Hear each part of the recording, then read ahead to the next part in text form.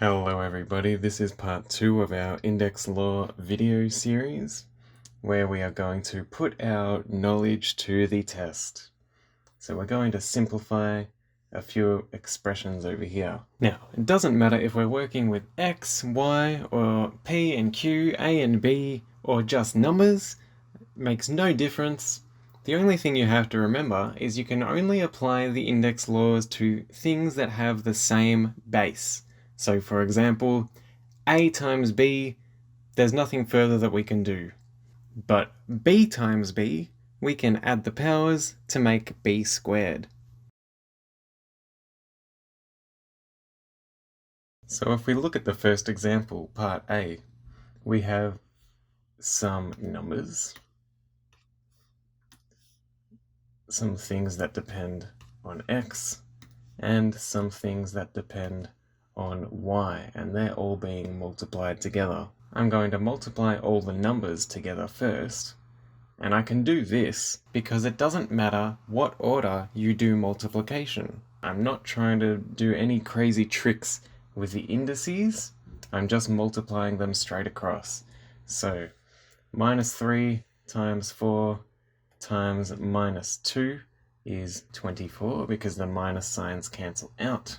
Then we'll deal with everything that depends on x. X times x is x to the power of 2, or x squared. And last, everything now that depends on y. Y times y squared is y to the power of 3. For part B, we have a fraction involved. First, let's simplify the numerator. 4 times negative 3 is negative 12. A cubed can stay there, and b times b cubed is b to the power of 4. Now we can work element by element, and what I mean by that is the numbers can cancel with each other, the a's can cancel with each other, and the b's can cancel with each other. Let's take a negative sign out the front of the whole fraction. This works because if we have the sign up here, out the front, or down here, the effect is exactly the same. It's a handy trick to know when you're working with fractions. Let's simplify 12 over 8.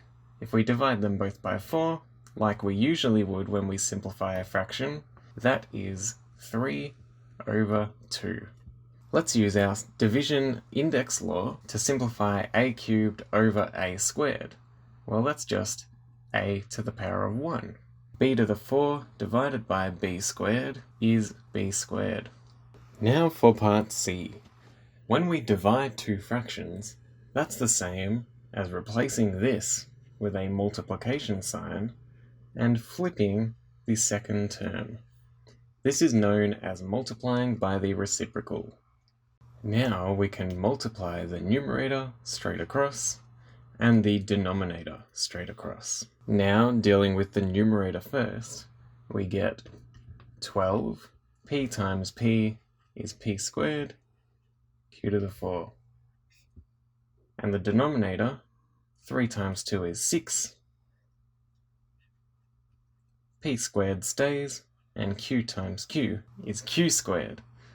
Now let's simplify the fraction by cancelling out. 12 divided by 6 is just 2. P squared over P squared is 1. And Q to the 4 over Q squared is Q squared. Part D might look a little more complicated. I'm just going to work from left to right and simplify term by term. First, I'll distribute this 2 across every term. So we get x squared y to the minus 6. Notice I have a few negative indices on the bottom, so I can rewrite these in the numerator with positive powers.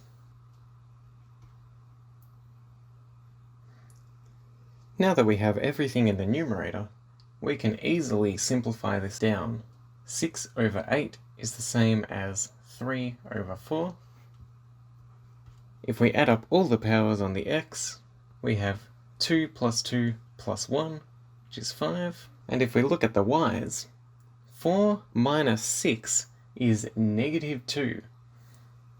And y to the -2 is the same as 1 over y to the 2. And there we have it. Thank you for watching this video. I hope you've had a good chance to practice some of your newfound index laws. And if you have any questions, feel free to email us using the link in the description. And remember, practice makes perfect.